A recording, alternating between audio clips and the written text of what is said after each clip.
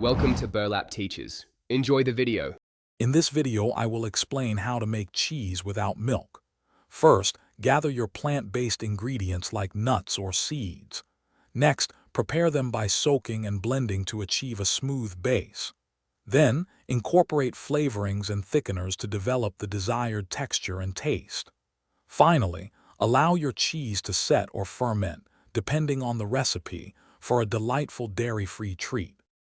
Many plant-based ingredients form the foundation of delicious dairy-free cheeses.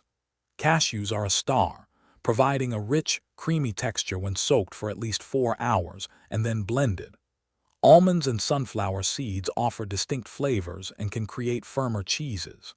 For a different approach, firm tofu or even root vegetables like potatoes and carrots can be used to achieve various textures and colors, making them incredibly versatile.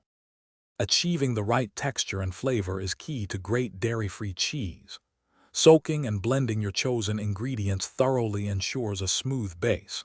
Nutritional yeast is a must-have, providing that distinct savory, umami, cheesy taste. For firmness, ingredients like agar-agar or tapioca starch are excellent thickeners. Some recipes also involve culturing with probiotics, which introduces a wonderful tangy, fermented flavor, mimicking traditional cheese aging. Once your delicious dairy-free cheese is ready, proper storage is important. Keep it in an airtight container in the refrigerator to maintain freshness. Most homemade plant-based cheeses will stay good for approximately 5 to 7 days. You can enjoy your creations in countless ways: spread on crackers, layered in sandwiches, or even melted over your favorite warm dishes. Don't forget to experiment with herbs and spices to personalize your unique cheese flavors. Thanks for watching. Consider subscribing if this video helped you.